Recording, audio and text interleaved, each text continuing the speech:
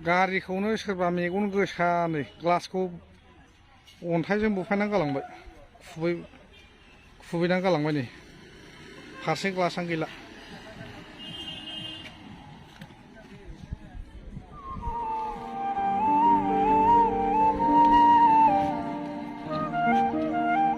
गैला नै सोरबा अन्थाइजों खुबैनानै गालांबाय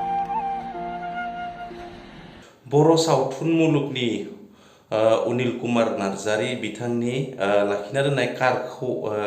कारनि ग्लासखौ सेफायदों सोरबा सिनाय मोनि दुथाङा आरो बेफोरबायदि दिनैनि समाव बेफोरबायदि जुदि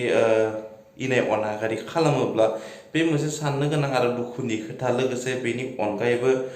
थाख्लाय सारनि खोथाफोरखौ मिथिखादों बिथांखौ पुलिसा एरेस्ट खालामनायखौ बेनि सायावबो सावरायगोन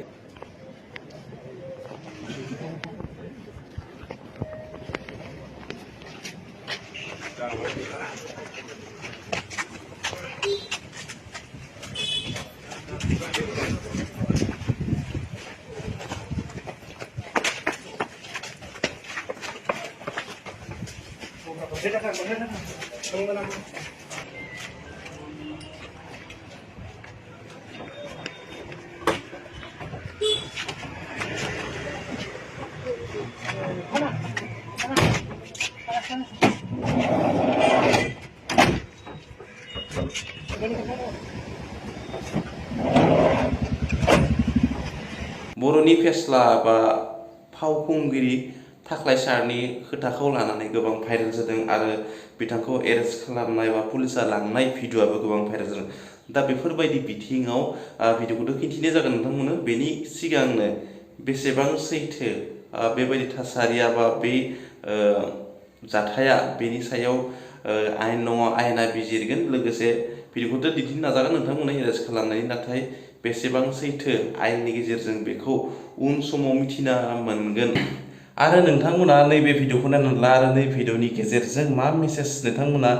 मोनगोन बेखौ फोरमायनो दाबाव आरो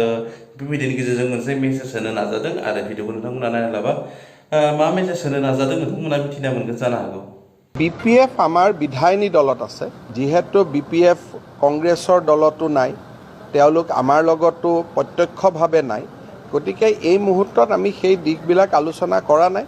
কিন্তু ডেফিনেটলি যেতিয়া নিৰ্বাচনৰ ওচৰ চাপি আহিব তেতিয়া ৰাজনৈতিক পৰিস্থিতি চাই আমি সিদ্ধান্তসমূহ ল'ব লাগিব